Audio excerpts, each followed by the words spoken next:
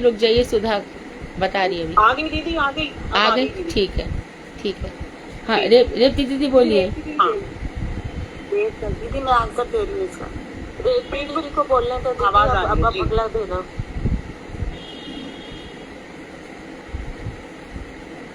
Answer दीजिए। रेपी दीदी बोलिए। हरे कृष्ण। हेतु की कृपा हेतु आपने नामों के स्मरण में संध्या वंदना आदि की भांति किसी निर्दिष्ट काल आदि का विचार भी नहीं रखा है, अर्थात दिन रात किसी भी समय न भगवान नाम स्मरण कीर्तन किया जा सकता है, ऐसा विधान भी बना दिया है। हे प्रभु, आपकी जो तो जीवों पर ऐसी अहेतु की कृपा है, तथापि मेरा तो नाम अपराध रूप ऐसा दुर्दैव है कि मैं आपके ऐसे सर्व फलदायक फलप्रद सुलभ नाम में भी मेरी अनुराग उत्पन्न नहीं होता है। ये श्लोक का अर्थ है। अच्छा, रूप गोस्वामी किसकी आराधना करते थे?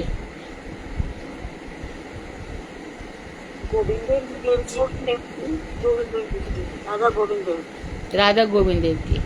रूप गोस्वामी राधा गोविंद देव की। तो जीव गोस्वामी राधा दामोदर। राधा दामोदर। दामोदर, राइट। सनातन गोस्वामी राधा मदन मोहन। गोपाल भट्ट गोस्वामी राधा रमन। राधा रमन लाल। ठीक है। रघुनाथ भट्ट गोस्वामी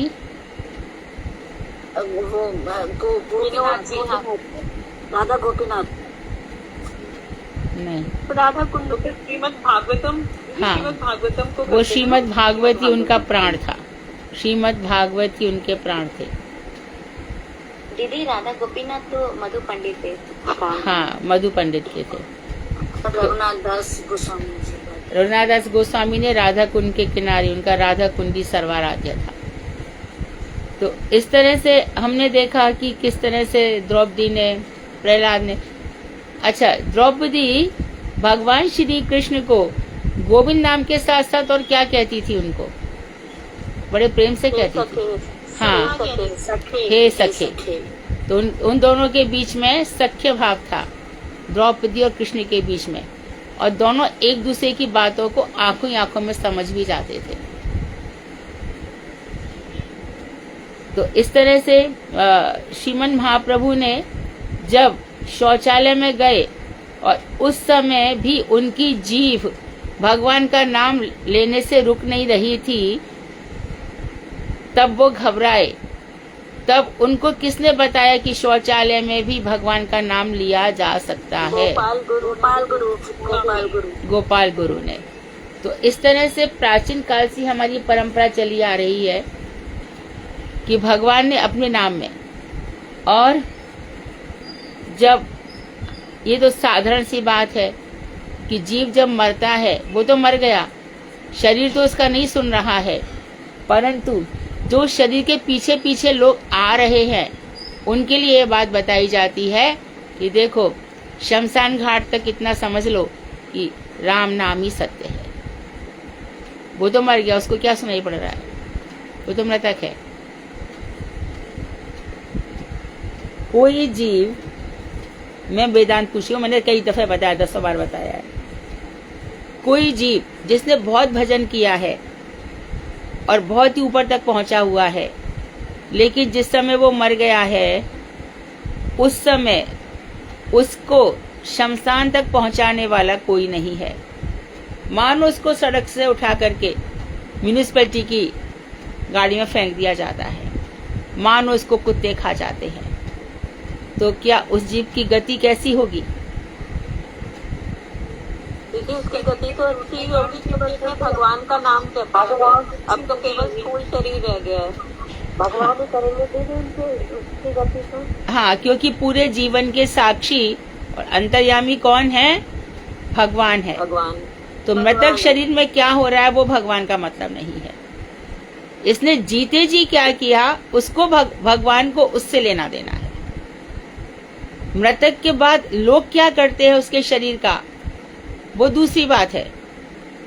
लेकिन जीते जी उसने अपना जीवन कैसे जिया, भगवान उस पर ध्यान देते हैं। तो इस तरह से जन्म से लेके मरण तक सभी संस्कारों में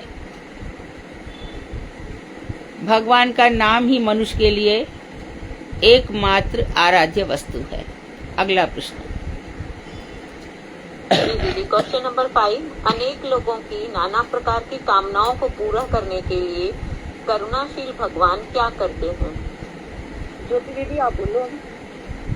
हरे कृष्ण दीदी, दंडवत प्रणाम, राधे राधे। राधे राधे। दीदी इसमें कहें कि भगवान उनके लिए उनकी कामनाओं को पूर्ण करने के लिए धरा धाम में नाम के रूप में अवतरण होते हैं। जिससे वो नाम लेंगे तभी उनके कामनाएं। इसका कोई उदाहरण भी बता दो दीदी। दीदी ने बताया भी था। आगामी ने तो नामाभास से ही करा था कि सिर्फ नाम अपने बेटे को ही पुकारा था, कोई उनका कल्याण हो गया था। बाकी हरिदास ठाकुर इतना नाम लेते थे, तभी उनको 22 बाजारों में जब पीटा गया तो भी उनको महाप्रभु ने उनकी कितनी रक्षा करी। दीदी ने ये भी बताया था कि भगवान को जिन नाम से माता यशोदा बुलाती हैं, उनसे अगर हम अपने बच्चों को पुकारते हैं तो उनको नजर नहीं लगती है।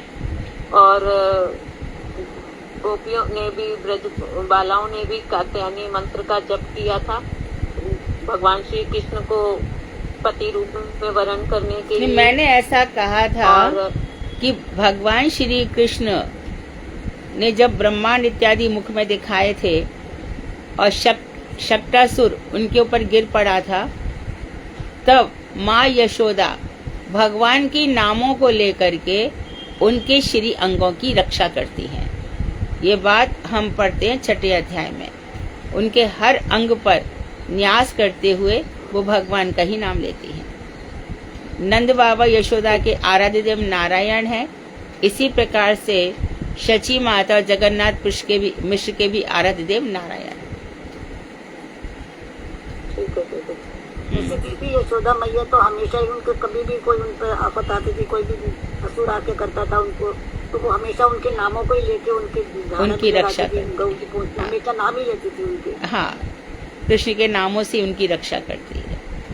दीदी इसमें क्या हम ये भी बात कर सकते हैं कि सुदर्शन चक्र का अगर जो है ध्यान करता है जीव, तो भगवान जो है अन्याय का नाश करते हैं और उसके लक्ष्य को ही भेद कर वापिस आते हैं। ये सब अलग बातें हैं। क्यों ही जीव सुदर्शन चक्र का ध्यान करेगा? भगवान की साधना कर रहे हैं, भगवान की आराधना कर रहे हैं।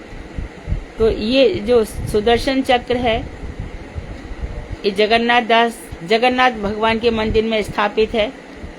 तो जब ये तीनों आ जाते हैं, बलभद्र जी, सुभद्रा जी, जगन्नाथ जी, तीनों आ जाते हैं, तब सुदर्शन चक्र को लेकर के इन तीनों की परिक्रमा कराई जाती है और बाद में उनको फिर कृष्ण के पास ही स्थापित कर दिया जाता है।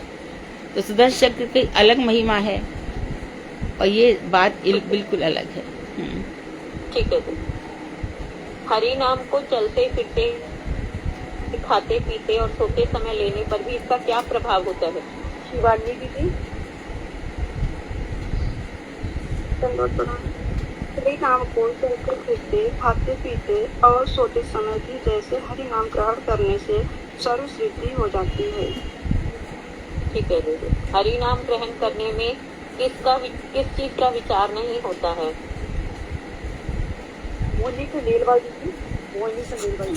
हरे कृष्णा दीदी, ये इसमें देश काल नियम आदि कोई भी विचार नहीं देखा जाता है। ये तो हो गया था ना पहले भी।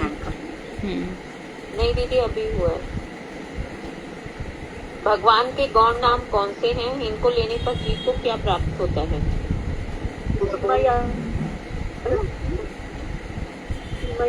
हरे कृष्णा दीदी, प्रणाम। दीपिका, तुम कोई आंसर दोगी?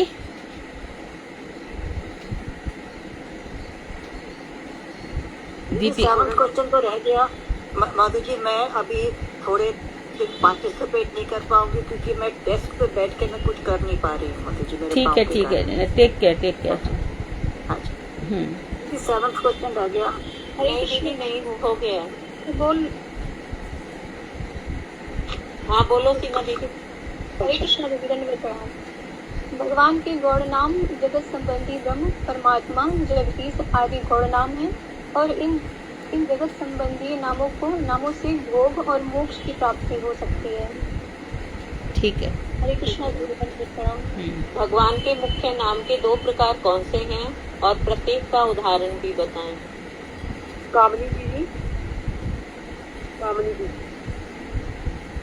हरे कृष्ण। ये मुख्य नाम 2 प्रकार के हैं। एक तो जो है हरि नारायण वासुदेव, ये ऐश्वर्य प्रिय है नाम। और जो मदन मोहन गोविंद गोपीनाथ है, राधा रमन है, ये माधुर्य प्रिय नाम है। और जो भक्त लोग हैं, वो जो संसारी लोग हैं, वो तो ऐश्वर्य चाहते हैं, मुक्ति चाहते हैं, तो वो हरि नारायण और वासुदेव ये आदि जगदीश का नाम करते हैं।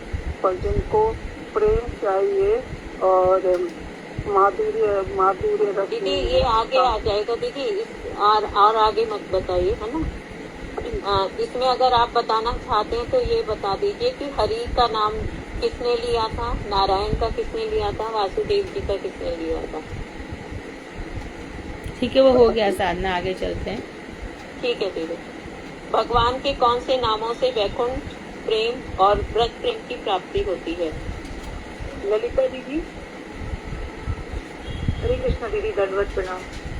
दीदी, भगवान के जो माधुरी और कृष्ण, मदन मोहन, गोविंद, गोपीनाथ, राधा रमन और ऐसे आदि माधुरी परक जो नाम है, उनसे वैकुंठ जो है माधुरी रस प्रेम की प्राप्ति होती है। ठीक है दीदी। और ऐश्वर्य पर नामों से वैकुंठ की। नामाष्टक के 5वें श्लोक में भगवान से क्या प्रार्थना की गई है। सुषमा दीदी। हाँ दीदी, और इससे भी पूछ लो, उनसे तो पूछ लिया है ना, अभी और भी बहुत सारे लोगों का हाथ खड़ा है दीदी। दीदी मैं अभी विनीता दीदी हैं, अनीता दीदी हैं, इन लोगों से पूछ लो। हाँ जी दीदी, सबके नाम लिखे, मैं ट्वीट भी किया अभी तक ना, इनका भी आ जाएगा मेरे। ये मैं बता दूं अभी आपने पहले बताया। हाँ, पहले बताया, फिर आप रहेंगे। ठीक है। अनीता दीदी। श्री कृष्णा दीदी का नाम नामक 5वें श्लोक में दीदी वो कहते हैं कि हे नाम भगवान रूप से महिमा वाले आप महारूप में मेरे पास चश्मा नहीं है दीदी। आपने मेरी दिल की दुबली रात चौगनी पड़ती रहे। हरे कृष्ण दीदी। सही से ना पढ़ नहीं पा रही है दीदी, वो भी बोलना है। कोई बात नहीं दीदी। हरि नाम का साधक किसी एक नाम का आश्रय किसके आधार पर करता है। बोलने से देर बाद उनका भी हो गया दीदी, उनका भी हो गया। विनीता दीदी हैं, बहुत सारे अभी लोग रह रहे हैं दीदी। निशा दीदी हैं। विनीता दीदी। हरे कृष्ण दीदी का लगता है।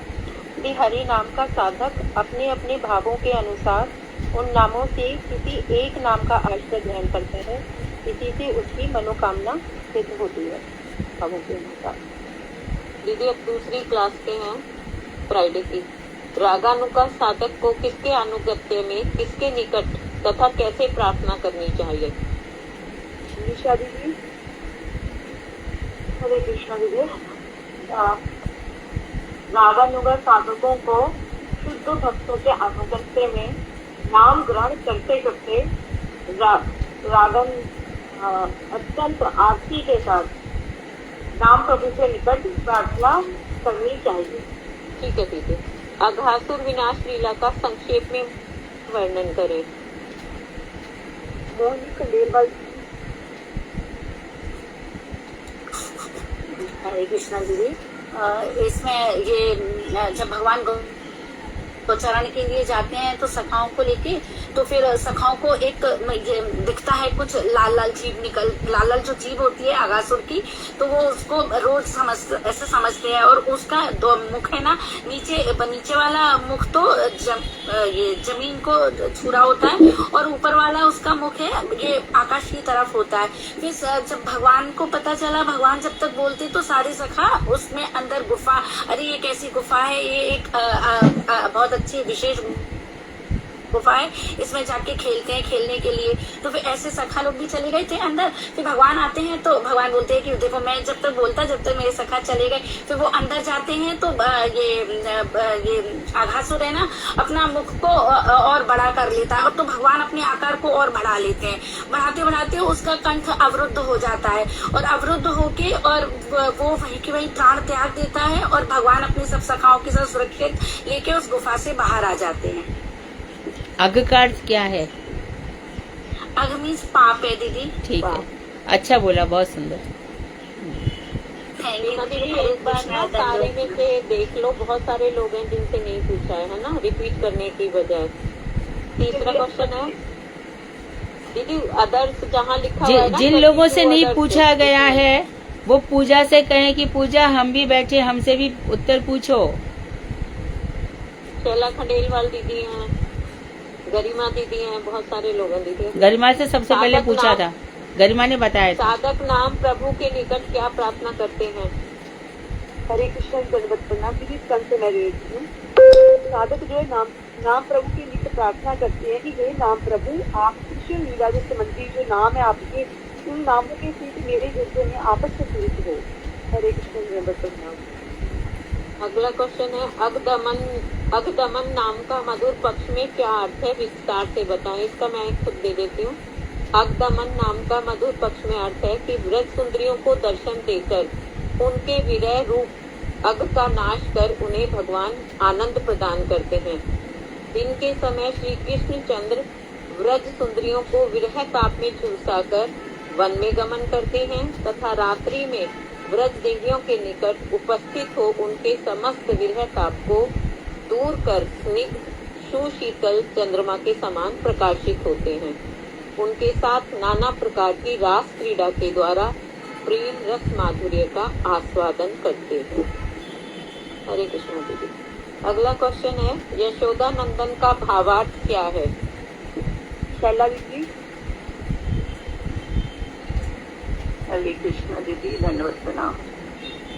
यशोदानंदन यशोदा जी के लाला, वात्सल्य स्नेहमयी माँ यशोदा की गुणावली कृष्ण में भी है, इसलिए उनका एक नाम यशोदानंदन है।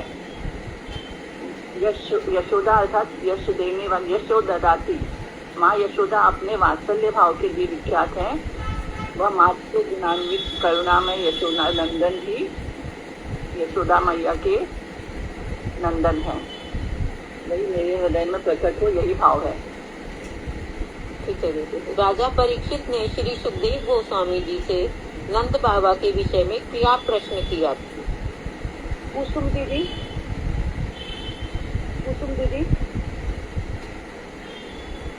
भगवती दीदी। विशद आपको? हाँ जी आपको। हरे कृष्णा। मैं बोलूंगी? हाँ जी आप बोलूंगी। राजा परीक्षित ने श्री सुखदेव गोस्वामी जी के समक्ष ये प्रश्न किया कि नंद बाबा ने ऐसा कौन सा बहुत मंगलमय साधन किया है, और ऐसी कौन सी तपस्या की है जिसके कारण स्वयं भगवान ने अपने श्रीमुख से स्वयं भगवान का जन्म उनके घर हुआ, जिसके वो पिता स्तनपान किया। दीदी पिता का स्तनपान कहते वो तो माता के विषय में बोला जाए। ठीक है दीदी। कमल नयन का क्या तात्पर्य है? आशा रानी नाम की, आशा रानी जी, मंजू वर्मा जी, जिन्होंने हैंड रेस किया तो सबसे पूछ दिया है, जिन्होंने हैंड रेस किया उनका नाम ले लो। गरिमा दीदी हैं, मदन मोहिनी दासी दीदी हैं, दीदी उनसे तो पूछ लिया मैं बोलती हूँ दीदी, हरे कृष्णा दीदी, दंडवत प्रणाम। हाँ सुधा दीदी आप बता दीजिए। हाँ, गोपियों के साथ कुंज में रात्रि विलास के कारण जिनके नेत्र संपूर्ण रूप से रक्तिम हैं अर्थात लाल हैं, कमल की भांति आधे खुले अर्ध खुले हुए जिनके नेत्र हैं, वही कमल नयन है अर्थात भगवान श्री कृष्ण। गोपी चंद्र का क्या अर्थ है? संतोष दीदी, रेखा दीदी,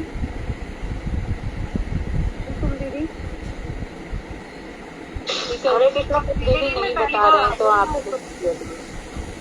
ठीक है, मैं नाम रिपीट करती दीदी, अब स्टूडेंट है जो दोबारा से पूछेंगे। दीदी गोपी चंद्र का अर्थ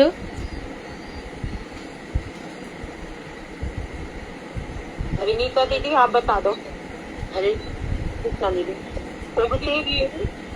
रेवती दीदी ने नहीं दिया आंसर ना अभी तक कोई। दिया था एक, पर फिर से बता दिया सकती था हैं, एक। पर बता सकती हैं, पर she can give the answer. उगते हुए पूर्ण चंद्र का दर्शन कर श्री कृष्ण के हृदय में व्रज देवियों के मुख चंद्र की स्मृति जग उठती है। ठीक है दीदी। वृंदावनेन्द्र से आप क्या समझते हैं? दीदी मैं बोलूँ दीदी इसको? बोल दो, सिंपल आंसर है। शीला दीदी,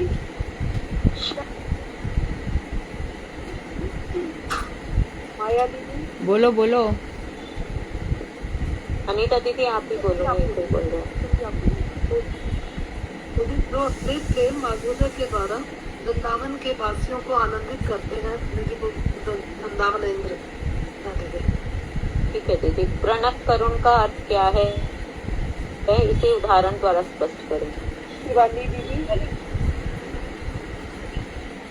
प्रणत करुण श्री कृष्ण प्रणत जनों पर करुणा प्रकाश कर चरणामृत का आस्वादन करते हैं। इसमें दीदी 2-4 उदाहरण भी दे दो। उदाहरण नहीं आता दीदी। दीदी इसमें हम पांडवों का दे सकते हैं, द्रौपदी का, कि वो लोग पूरी तरह से सभी भक्त जो भी प्रणत होंगे उन सभी के पापों को नष्ट कर देंगे भगवान। ठीक है दीदी। सभी प्रणत भक्तों के। सभी हाँ गोपियाँ भी हैं। गोपियाँ तो प्रणत से बहुत ऊपर हो गई। शरणागत। एक सेकंड, गोपियों के तो वो खुद शरणागत है कृष्ण। गोपियों के चरणों में तो कृष्ण पड़े रहते हैं। किस कारण से?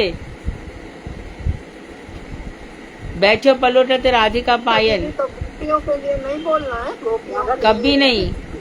राधा जी के दर्शन करने के लिए। वो तो खुद राधा जी के चरणों में। फिर निधि वन में क्या दर्शन किया? सेवा कुंज में क्या दर्शन कर रहे हो? भांडीर वन में क्या दर्शन है? वो स्वयं उनके चरणों में पड़े हैं। किस कारण से? क्योंकि वो मान करती है ना बहुत जल्दी, तो उनको प्रेम मनाने के लिए उनको प्रसन्नता होती है। हाँ, प्रेम के कारण इन्होंने मेरे लिए महाभाव स्वरूप है दीदी, हर तरीके से उनकी सेवा करें। उन्होंने मेरे लिए इन्होंने अपने गृहस्थ जीवन को दुर्जर गृह श्रृंखला, जिसको कोई छोड़ नहीं सकता, उसको त्याग कर दिया। वेद पद को त्याग कर दिया, आर्य पद को त्याग कर दिया, लौकिक मर्यादाओं का त्याग कर दिया। इसलिए श्री कृष्ण उनके चरणों में नहीं पड़े, बल्कि कहते हैं मैं चिर ऋणी हूँ, मैं इनके प्रेम का बदला ही नहीं चुका सकता। इसलिए प्रणत जनक से गोपियों की तुलना नहीं की जा सकती। परंतु गोपी गीत में गोपियाँ भगवान श्री कृष्ण के विरह में इतनी कातर हैं, तब वो खुद ही कहती हैं कि प्रणत देहि नाम पाप कर्षणा। वैसे तो आपने हमारे हर प्रकार के कष्टों को दूर किया है, लेकिन इस बार यदि हमारे अंदर कुछ रह गया हो तो आप आइए और हमें दर्शन दीजिए। आगे अगला क्वेश्चन नंबर 11। प्रणत देवी नाम श्लोक के उच्चारण के द्वारा गोपियाँ कौन सी लीला का स्मरण करती हैं? संतोष दीदी, दीदी,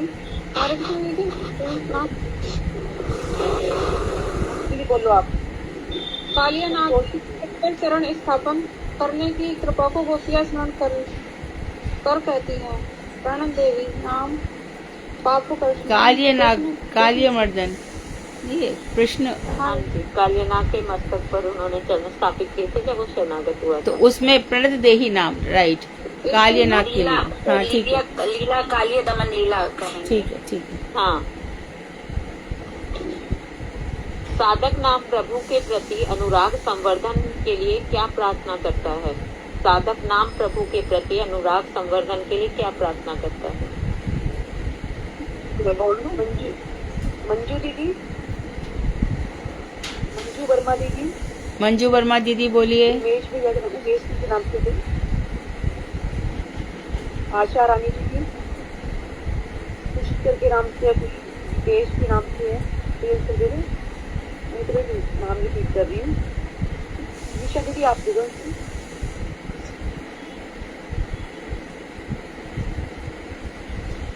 जल्दी जल्दी बोलो, बहुत देर लग रही है। निशा दीदी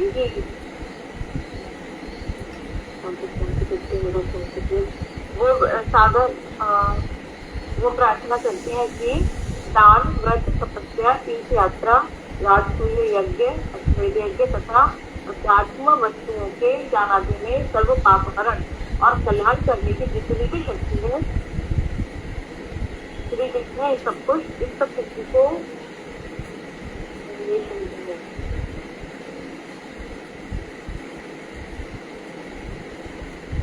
दीदी मुझे थोड़ा सा कंफ्यूजन हो रहा है, आप मैं बोलूं दीदी? आप ही बोल दीजिए, साधना आप बोल दीजिए। हाँ बोलो बोलो। ठीक है, बोलो दीदी। मदन मोहनी दासी बोलिए। आप बोलो। नाम के द्वारा प्रार्थना करते हैं। साधक नाम प्रभु के प्रति अनुराग संवर्धन के लिए विशेष नाम के द्वारा प्रार्थना करते हैं, क्योंकि भगवान श्री कृष्ण ने दान, व्रत, तप, तीर्थ यात्रा, राजसूय यज्ञ, अश्वमेध यज्ञ तथा अध्यात्म वस्तुओं के ज्ञान आदि में सर्व पाप हरण और कल्याण करने की जितनी शक्तियां हैं, उन सबको एकत्रित करके अपने मुख्य नामों में ही स्थापित कर दिया है। समझ में आ गया? राजसूय यज्ञ, अश्वमेध यज्ञ, ब्रज तपस्या इत्यादि की जितनी भी सारी शक्तियां हैं, उन सबको खींच करके भगवान ने अपने नामों में रख दिया है। आपने एक नाम ले लिया तो समझो ये सब आपका हो गया। इतना नाम का प्रभाव है। एक नाम लेने से आपका राजसूय यज्ञ, अश्वमेध यज्ञ, व्रत, तप, हवन, यज्ञ, दान सब कुछ हो गया। बड़ी भारी तपस्या भी संपन्न हो गई। भगवान के एक नाम में इतनी शक्ति है। नाम संकीर्तन का गौण फल क्या है? मैं यादव दीदी आप बोलो। हरे कृष्णा दीदी, दंडवत प्रणाम।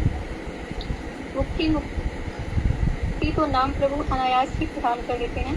दान, व्रत, तप, होम, अश्वमेध यज्ञ आदि के द्वारा नाश होने वाली बस पाप दीदी ऐसे बोल दो ना कि नाम संकीर्तन का गौण फल भुक्ति और मुक्ति है ना? शॉर्ट में नाम प्रभु का मुख्य फल क्या है? मुक्ति और मुक्ति दीदी, मुमुक्षु एवं मुमुक्षु नहीं है। दीदी, नहीं। वो तो नामाभास से मिल जाती है। मुख्य फल वो तो गौण फल है। मैं बताऊँ दीदी, शुद्ध हाँ जी, प्रेम हाँ जी, के द्वारा भक्ति। भगवत माधुर्य और प्रेमामृत का आस्वादन करा। जी। शुद्ध भक्तगण कौन से फलों को दूर से ही प्रणाम कर छोड़ देते हैं? हरे कृष्णा की दंडवत प्रणाम दीदी, कल से मैं दे देती हूँ। शुद्ध भक्त जो है वो गौण फल, जैसे बता रहे कि हमें घर दे दो, हमारे घर में लड़का हो जाए, शादी जो ऐसे करके जो गौण फल है, उनकी प्राप्ति की प्रार्थना जो है वो नहीं करती। यदि अनायास ये फल प्राप्त हो तो उसे ग्रहण भी नहीं करती।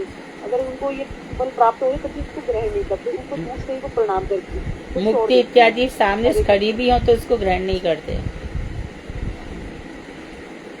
इसमें दीदी वो मुक्तियाँ आएंगी ना जो देते हैं, हाँ। तो वो नहीं लेते हैं। हाँ। शुद्ध भक्तों को भक्ति मार्ग में प्रगति के लिए शुद्ध भक्तों को भक्ति मार्ग में प्रगति के लिए किसका अनुसरण करना चाहिए? दीदी मैं बोलूँ इसका, दीदी मैं बताती हूँ। इसमें हमें रूप गोस्वामी जी, सनातन रघुनाथ दास गोस्वामी जी, इनका ये करना चाहिए, ये अनुगत्य। ठीक है दीदी। अनुगत्य। हरे कृष्णा दीदी, धन्यवाद, प्रणाम दीदी। कोई त्रुटि हुई हो तो क्षमा ठीक है। प्रार्थना दीदी। अच्छा, सब अच्छा हो गया। और मैं फिर से पूछूंगी कि प्रपत्ति और शरणागति में क्या अंतर है, क्योंकि अभी हमारे सभी ग्रुप के सभी लोग आनी करते हैं और आनी करते करते उनको मालूम हो गया है कि पंचांग आनी करना चाहिए। तो आज हम पंचांग आनी को फिर से डिस्कस कर लेते हैं। तो कोई बताना चाहेगा? दीदी मैं बताऊं, दीदी मैं बोलूं? बोलो। जी दीदी, हरे कृष्ण जी, धन्यवाद माँ। ये मंत्र का पंचांग के साथ जप करने से शीघ्र ही मंत्र की सिद्धि होती है। तो वो पंचांग ये है।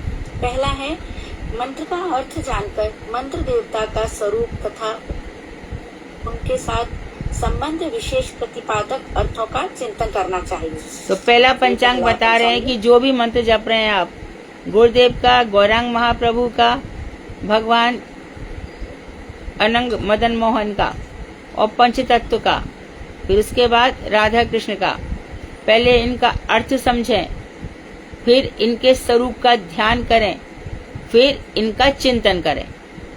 अर्थ समझकर ध्यान करें, फिर चिंतन करें। कालिदास जैसे साधारण लोग भी जब ग्रंथ का प्रारंभ करते हैं तो शब्द और अर्थ के ज्ञान के लिए शंकर जी से प्रार्थना किया करते हैं। रघुवंश में कालिदास कह रहे हैं, वागार्थाभिव संपृक्तो वागर्थ प्रतिपत्तये जगतः पितरौ वंदे पार्वती परमेश्वरौ। मैं पार्वती और परमेश्वर की इसलिए वंदना करता हूँ कि शब्द किस तरह से अर्थ प्रधान होते हैं, या अर्थ किस प्रकार से शब्दों के पीछे पीछे चलते हैं। तो हमने शब्द तो समझ लिए, लेकिन उनका अर्थ नहीं आएगा। यदि मैं पूछने बैठूं तो उसमें से हम में से आधे लोग मंत्र भी सही से नहीं बोल पाते। लेकिन क्योंकि ये काम आपके गुरुदेव का है तो वो ही संशोधन करेंगे। लेकिन आप लोगों को अर्थ भी ज्ञान हो गया तो आप मंत्र का उच्चारण शुद्ध कर पाएंगे। तो सबसे पहले क्या करना है, शिक्षा गुरु भी तो कर सकते हैं ना वो।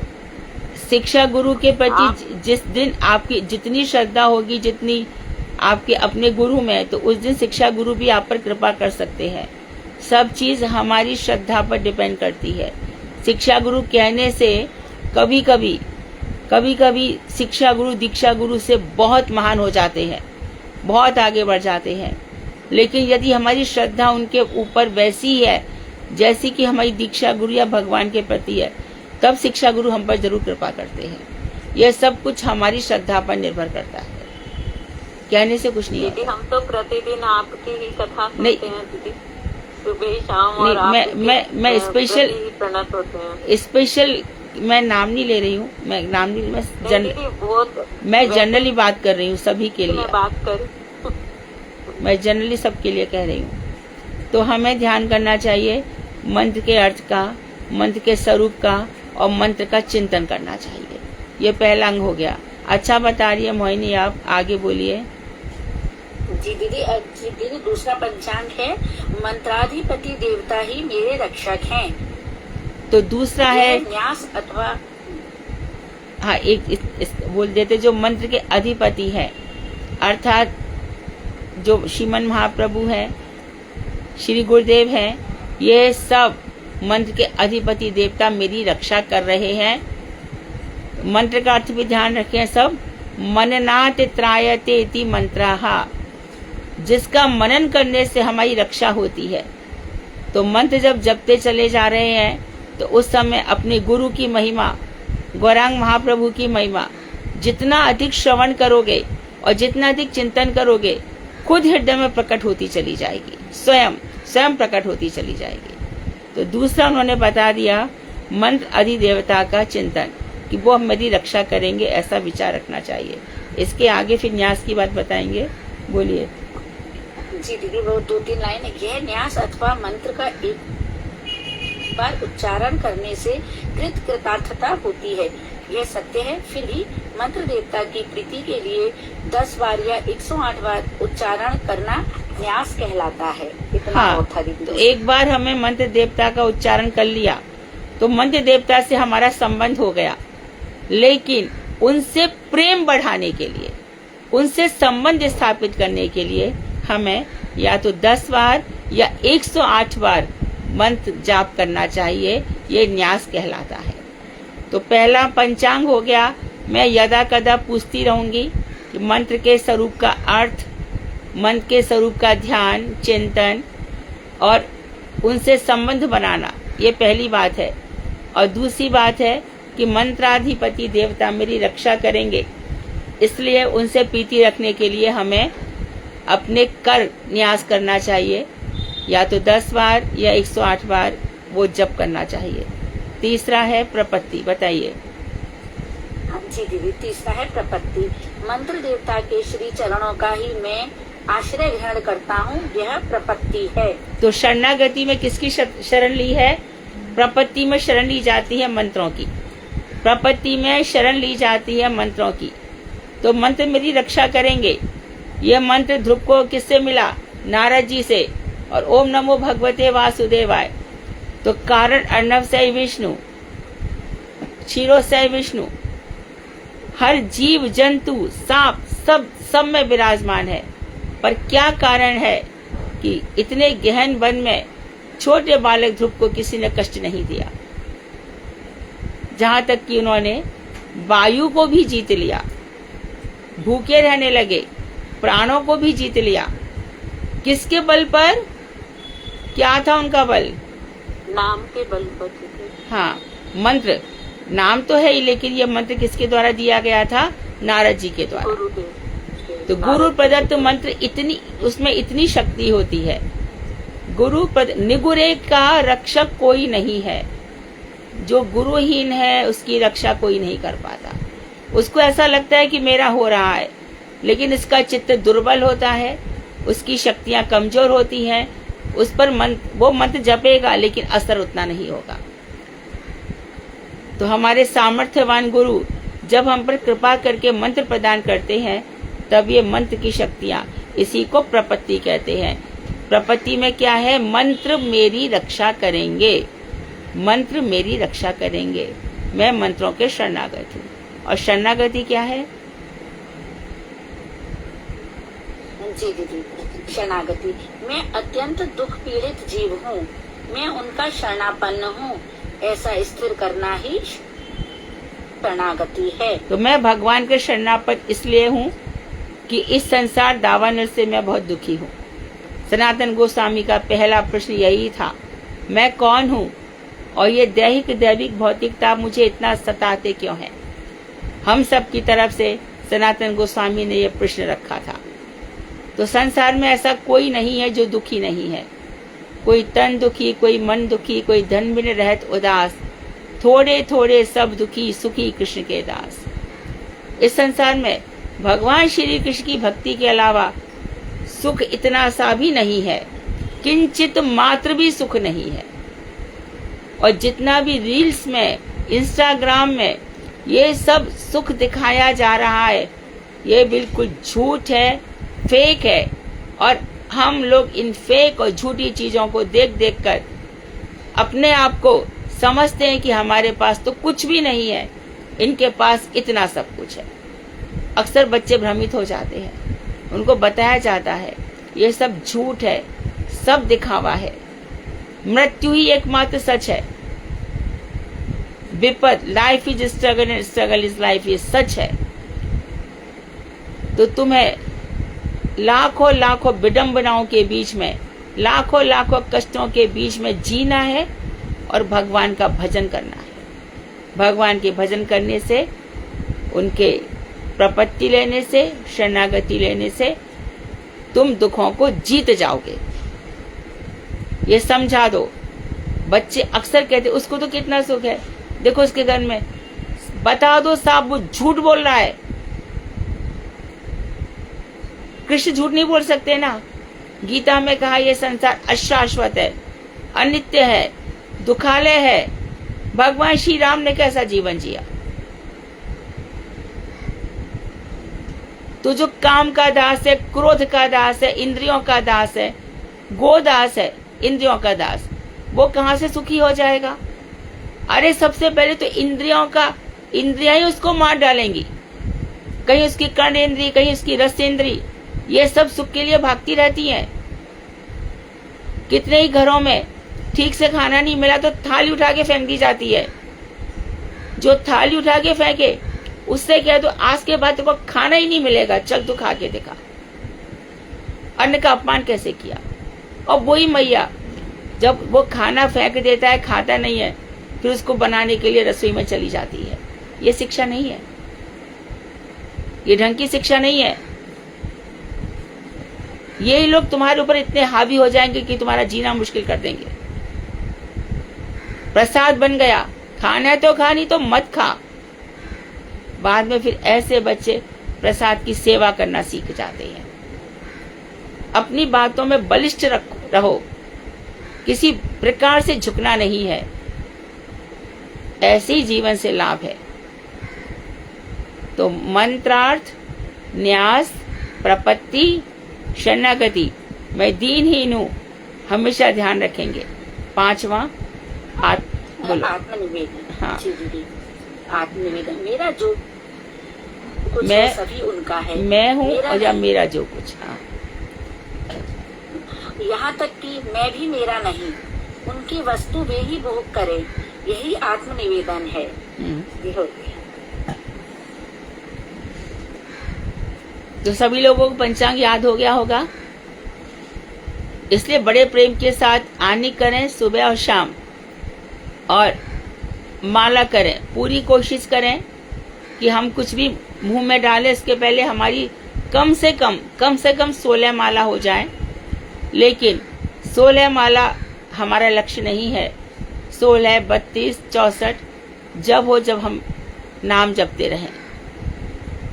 तो समय यदि हो गया है तो हम आज क्लास रोकते हैं और चैतन्य भागवत प्रारंभ करते हैं।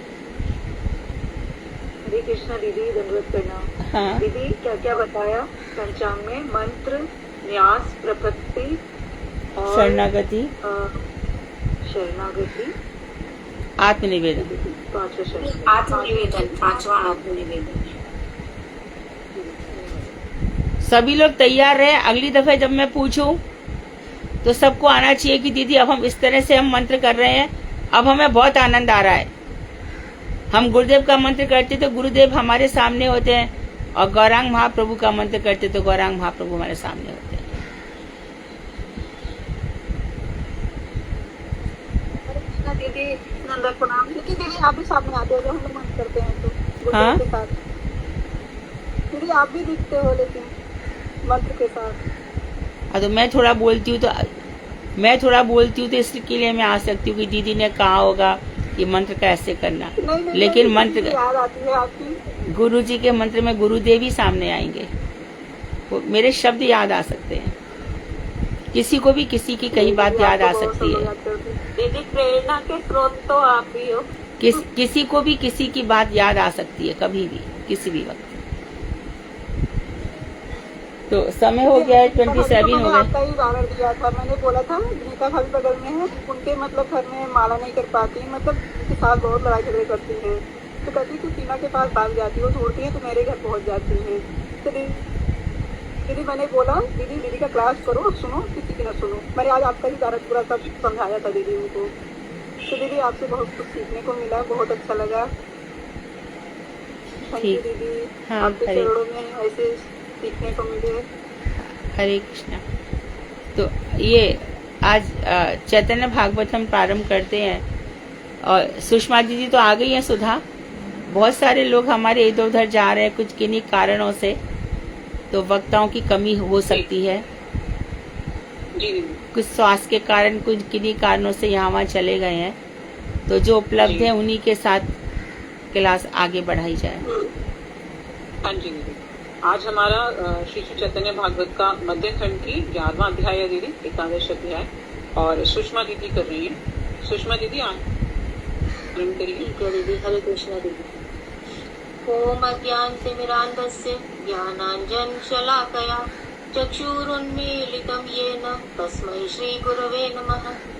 नमो विष्णुपादाय गुरुप्रेष्ठाय भूतले श्रीमद्भक्तिवेदान्त माधव गोस्वामी इति नामिने साक्षात् गुरुसेवा मूर्तये शब्दब्रह्मणि प्रतिष्ठितः पतितपावन चरित्राय नारायणस्य प्रियाय नमः। श्री कृष्ण चैतन्य प्रभु नित्यानंद श्री अद्वैत गदाधर श्रीवासादि श्री गौर भक्त वृंद हरे कृष्ण कृष्ण कृष्ण हरे हरे हरे राम राम राम हरे हरे। मैं सर्वप्रथम अपने गुरुपाद पद्म ओम विष्णुपाद अष्टोत्तर शत श्री श्रीमद् भक्ति वेदांत श्री माधव गोस्वामी महाराज के पदारविंद में अनंत कोटि दंडवत प्रणाम करती हूँ। तत्पश्चात मेरे परम गुरुदेव नित्य लीला प्रविष्ट ओम विष्णुपाद अष्टोत्तर शत परिव्राजकाचार्य श्री श्रीमद् भक्ति वेदांत श्री नारायण गोस्वामी महाराज के चरणारविंद में अनंत कोटि दंडवत प्रणाम करती हूँ। समस्त रूपानुग गुरुवर्ग के चरण कमलों में मेरा असंख्य कोटि दंडवत प्रणाम। हमारी शिक्षा गुरु भागवताचार्य डॉक्टर मधु खंडेलवाल दीदी, आपकी प्रेरणा से मैं यह भागवत कथा कहने का प्रयास कर रही हूँ। आपके श्री चरणों में मेरा असंख्य कोटि दंडवत प्रणाम और मैं आपकी अहेतु की कृपा की अभिलाषा करती हूँ। कक्षा में उपस्थित समस्त वैष्णवियों को भी मेरा यथा योग्य सम्मान पूर्वक दंडवत प्रणाम। कथा कहने में यदि मेरे से कोई त्रुटि हो जाए तो मैं क्षमा प्रार्थी हूँ और भविष्य के लिए मार्गदर्शन भी चाहती हूँ। आज श्री चैतन्य भागवत मध्य खंड एकादश अध्याय पृष्ठ संख्या 344 से 355। इस कथा में प्रमुखतः जिन लीलाओं का वर्णन है वे हैं नित्यानंद प्रभु का श्रीवास प्रभु के घर बाल्य भाव से निवास करना, एक कौवे के द्वारा कृष्ण सेवा के लिए प्रयुक्त घी की कटोरी ले उड़ना और नित्यानंद प्रभु का उस कौवे को डांटकर घी पात्र तुरंत वापस मंगवाना। एक दिन शची देवी के घर में संदेश खाने के समय नित्यानंद प्रभु का अपना ऐश्वर्य प्रकाश करने का भी विशेष रूप से वर्णन किया गया है। इस ग्रंथ के लेखक श्री वृंदावन दास ठाकुर मंगलाचरण के पश्चात श्री विश्वम्भर, उनके चरणानुरागी श्री दामोदर, रूप, सनातन और जगदीश, गोपीनाथ इत्यादि की जय जयकार करने के पश्चात बता रहे हैं कि नवद्वीप में प्रभु गौर सुंदर ने बहुत प्रकार से लीला विलास किया, किंतु बहुत से लोग उसे जान नहीं पाते थे। श्रीवास प्रभु को निष्कपट भाव से प्रभु की सेवा करने के कारण महाप्रभु का महाप्रकाश देखने का सौभाग्य प्राप्त हुआ। नित्यानंद प्रभु बाल्य भाव से श्रीवास प्रभु व मालिनी देवी के घर में रहते थे और उन दंपति को माता पिता कहते थे। नित्यानंद प्रभु जब मालिनी देवी को स्पर्श करते थे तो उनके स्तनों से दुग्ध क्षरित होने लगता था। मालिनी देवी को प्रौढ़ गोपी मानकर और अपने को गोप शिशु मानकर नित्यानंद प्रभु उनके स्तनपान की लीला किया करते थे। महाप्रभु ने मालिनी देवी को यह बात किसी को भी बताने से मना कर रखा था, अतः वे इस बात को गोपनीय ही रखती थी। नित्यानंद की अलौकिक चेष्टाओं के बारे में जानकर महाप्रभु ने उन्हें चंचलता करने से मना किया, किंतु नित्यानंद के इस पर आपत्ति करने पर उन्होंने कहा कि तुम सर्वत्र अन्न वर्षण की लीला करते हो और तुम्हारे प्रभाव से दुष्प्राप्य स्थान में भी दुग्ध का अभाव नहीं होता है। किसका अभाव नहीं होता? दुष्प्राप्य स्थानों पर भी दूध का नहीं होता। ठीक है, क्योंकि वो मालिनी हाँ देवी का दूध पी लेते थे ना, इसलिए। इस पर नित्यानंद प्रभु ने कहा कि उन्मत्त लोग ही ऐसा व्यवहार करते हैं। चंचलता को दूर करने के बहाने मुझे भोजनीय द्रव्य से दूर मत करो। इस प्रकार से दोनों के बीच में प्रेम कलह होती रहती थी। नित्यानंद प्रभु कहते थे कि आप तो यशोदा अर्थात शची माता के घर में रहकर भोजन ग्रहण करते हो, किंतु यदि मैं ऐसा करता हूँ तो आप मेरी निंदा करते हैं। यह आपकी स्वार्थपरता है। एक बार नित्यानंद प्रभु अपने आनंद में इतने मग्न हो गए कि उन्होंने अपना अधो वस्त्र उतार कर अपने सिर पर ही लपेट लिया और पूरे आंगन में हंसते हुए घूमने लगे। यह देखकर विश्वम्भर चैतन्य महाप्रभु ने उन्हें गृहस्थ के घर में ऐसा आचरण करने से मना किया। नित्यानंद प्रभु तो अपने आनंद सिंधु में बह रहे थे। उन्हें बाह्य ज्ञान ही नहीं था। जिसे बाह्य ज्ञान नहीं है, स्वयं महाप्रभु उसे संभालते हैं। उस समय स्वयं महाप्रभु ने उन्हें वस्त्र पहनाए, क्योंकि नित्यानंद केवल चैतन्य वचन का ही अंकुश स्वीकार करते हैं। श्रीवास जी के घर में रहते हुए नित्यानंद अपने हाथ से भोजन नहीं करते थे। मालिनी देवी जी पुत्रवत उन्हें अपने हाथ से भोजन कराती थी। एक दिन मालिनी देवी ने कृष्ण भगवान की सेवा के लिए एक कटोरी में घी रखा, जिसे एक कौवा लेकर के उड़ गया। मालिनी देवी इससे बहुत दुखी हुई कि अब श्रीवास पंडित उन पर क्रोध करेंगे। मालिनी देवी को रोते हुए देखकर नित्यानंद प्रभु ने उनके रोने का कारण पूछा और आश्वासन भी दिया कि हम तुम्हारे सारे दुख दूर कर देंगे। हंसते हुए नित्यानंद ने कौवे को आदेश दिया कि झटपट कटोरी लेकर आओ। नित्यानंद जो सबके हृदय में वास करते हैं, उनकी आज्ञा का उल्लंघन कोई भी नहीं कर सकता। कौवा फौरन उड़ा और कटोरी को वापस ले आया। मालिनी देवी इस घटना से नित्यानंद के प्रभाव को अच्छी तरह से पहचान गईं और आनंद से मूर्छित हो गईं। उसके बाद उन्हें कृष्ण लीला व राम लीला का स्मरण हो आया और उन्होंने नित्यानंद की स्तुति की कि जो मृत गुरु पुत्र को वापस ले आए, जो सारे भुवनों का पालन करते हैं, जिनके मस्तक पर अनंत भुवन विराजमान है, जिनके नाम से अविद्या दूर हो जाती है, उनके लिए कटोरी वापस ले आना कौन सी बड़ी बात है। जिन्होंने वनवास काल में लक्ष्मण के रूप में एक रक्षक बनकर केवल सीता के चरणों का दर्शन किया, उनके लिए कौवे से कटोरी मंगवाना कोई बड़ी बात नहीं है। एक बार यदुकुल में अवस्थान के समय बलदेव प्रभु अपने सूहृदों से मिलने ब्रज में गए और चैत्र व वैशाख सूहृद मतलब मित्रों से मिलने। उस समय गोपियों के साथ विहार करते हुए जल क्रीड़ा करने के लिए उन्होंने यमुना जी का आह्वान किया, किंतु यमुना द्वारा उनके आदेश को ठुकरा देने पर क्रुद्ध होकर बलदेव जी ने अपने हल के अग्रभाग से यमुना का आकर्षण किया। क्या आज इस स्थान को क्या कहते हैं? उस स्थान पर यमुना आज भी उल्टी बहती है, रामघाट। हाँ, रामघाट और वहाँ पर ऐचा दाऊ जी। हाँ, ठीक है। आज भी उस स्थान पर यमुना उल्टी बहती है और वहाँ पर ऐचा दाऊ जी का मंदिर आज भी है। मालिनी देवी के द्वारा इस लीला का भी स्मरण करने पर नित्यानंद प्रभु हंस पड़े और उन्होंने भोजन मांगा। माता के स्तनों में तुरंत दुग्ध आ गया और बाल्य भाव से नित्यानंद प्रभु स्तनपान करने लगे। नित्यानंद प्रभु के चरित्र की अचिंत्य महिमा है। वे सारे दुर्गेय और अलौकिक कर्मों को करते हैं। भावावेश में नित्यानंद प्रभु पूरे नदिया में भ्रमण करते थे। कोई उन्हें योगी तो कोई तत्वज्ञानी कहता था।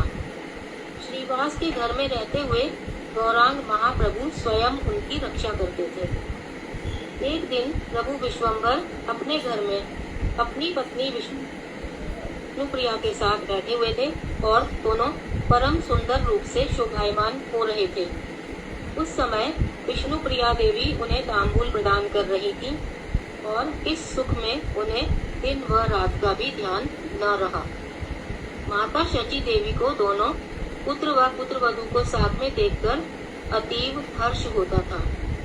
उसी समय दिगंबर वेश में नित्यानंद प्रभु शची माता के घर में पधारे और लज्जा के बिना परम आनंदित होते हुए उन लोगों के समक्ष बाल्य भाव से खड़े हो गए।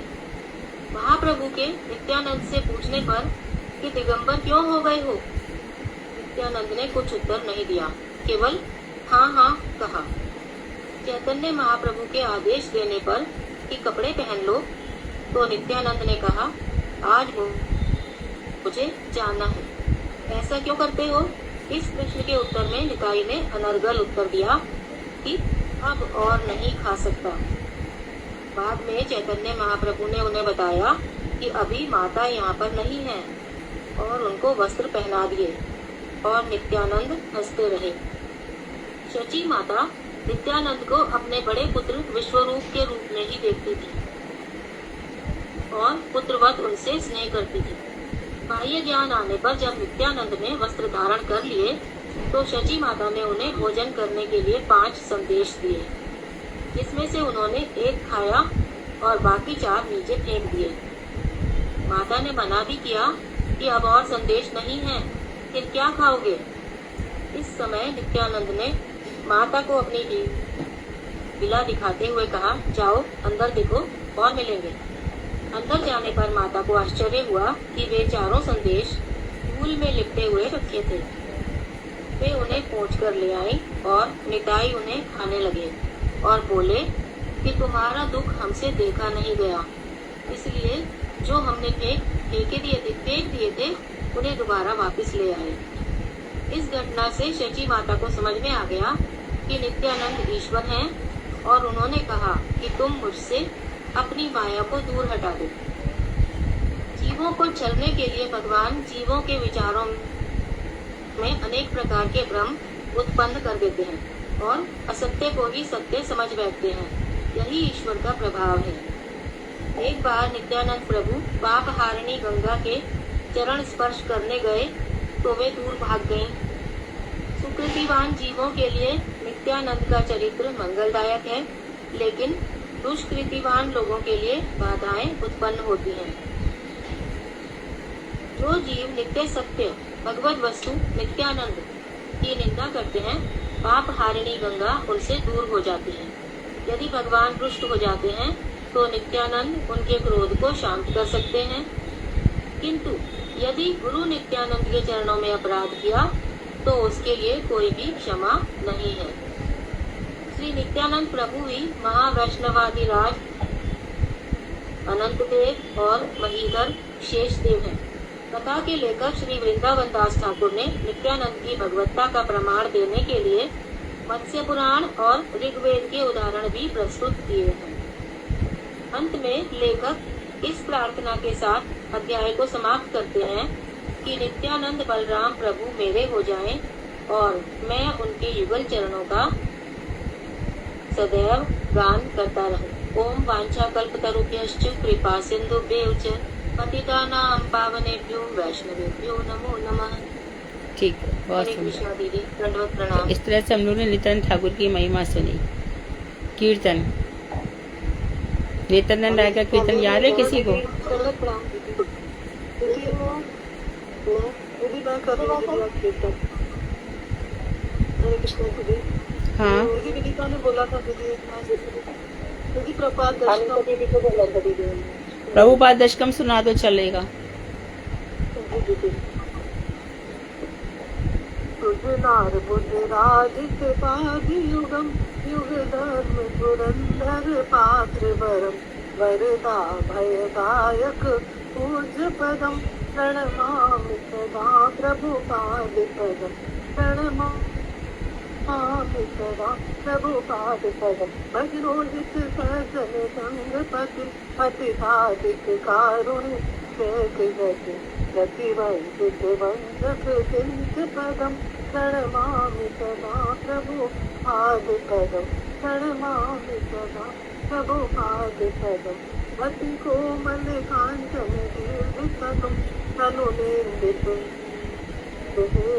प्रणाल मदम मदनाभुज वंदित चंद्र पदम प्रणमामि सदा प्रभुपाद पदम प्रणमामि सदा प्रभुपाद पदम निज सेवक तारक रंजित विदुताहित हुंकृत सिंह वरम वरणागत बालक चंद पदम प्रणमामि सदा प्रभुपाद पदम प्रणमामि सदा प्रभुपाद पदम विपुलीकृत वैभव गौर भुवम भुवनेषु विकीर्तित गौरदयम् दयनीय गणे हर कुछ गौर पदम प्रणमामि सदा प्रभु पाद पदम प्रणमामि सदा प्रभु पाद पदम फिर गौर जनाशय अवेश गुरुम गुरु गौर किशोरक दास परम परमादिक भक्ति विनोद पदम प्रणमामि सदा प्रभु पाद पदम प्रणमामि सदा पाद पदम रघुरूप सनातन कीर्तिधरम चरणी कल कीर्तित जीव कवि कविराज नरोत्तम सख्य पदम प्रणमामि सदा प्रभु पाद पदम प्रणमामि सदा प्रभु पाद पदम कृपया हरि कीर्तन मूर्तिधरम धरणी भरहारम गौरजनम जनकादिक भक्तर सिद्ध पदम प्रणमामि सदा प्रभु पाद पदम प्रणमामि सदा प्रभु पाद पदम शरणागत किंकर कल्पतरु हरुदेश दीर वदान्य वरम वरदेन्द्र गणाधिक दिव्य पदम प्रणमामि सदा प्रभु पाद पदम प्रणमामि सदा प्रभु पाद पदम परहंस वरम परमार्थ पति पतितो धरणे कृत वेदयति यतिराज गणे परितेज पदम प्रणमामि सदा प्रभु पाद पदम प्रणमामि सदा प्रभु पाद पदम वृषभानुसुतादयिता अनुचरम चरणाच गुरुर सरसमरम लहदरि कुटि पावन शक्ति पदम प्रणमामि सदा प्रभु पाद पदम प्रणमामि सदा प्रभु पाद पदम जय प्रभु पदा जय प्रभु पदा जगत गुरु शील प्रभु पदा जय प्रभु पदा जय प्रभु पदा जगत गुरु शील प्रभु पदा। तो बात ठीक है, हरे कृष्ण। ठीक है, awesome। वांशा हरे कृष्णा दीदी। हाँ दीदी जो भजन करना चाहते हैं ना, तो सुधा दीदी मेरा नंबर डाल देंगे ग्रुप पे, तो वो है ना मुझसे कांटेक्ट कर लेंगे, क्योंकि मैं फोन करती हूँ तो कोई उठाता नहीं है और सबके नंबर है नहीं दीदी मेरे पास। हाँ जिन लोगों को मैंने किया था आज उन्होंने फोन ही नहीं उठाए किसी ने भी, तो जो भी करना चाहते हैं ना तो वो मुझे कॉल कर लेंगे एक बार। हरे कृष्णा दीदी मेरा नाम भी हाँ तो दीदी मेरा नंबर सुधा दीदी डाल देंगे ग्रुप पे, तो जिन आप हाँ मुझे फोन ठीक कर है, लेना। तो जिनको अपना ये सौभाग्य लेना है कि हम भी इन महाजनों की वाणी का गान करें, तो सुधा विनीता का नंबर डाल देंगे ग्रुप में, विनीता को कांटेक्ट करें। हरे कृष्णा। वांछाकल्पतरुभ्यश्च कृपा सिन्धुभ्येव च पतितानां पावनेभ्यो वैष्णवेभ्यो नमः। कृष्ण। हरे कृष्णा।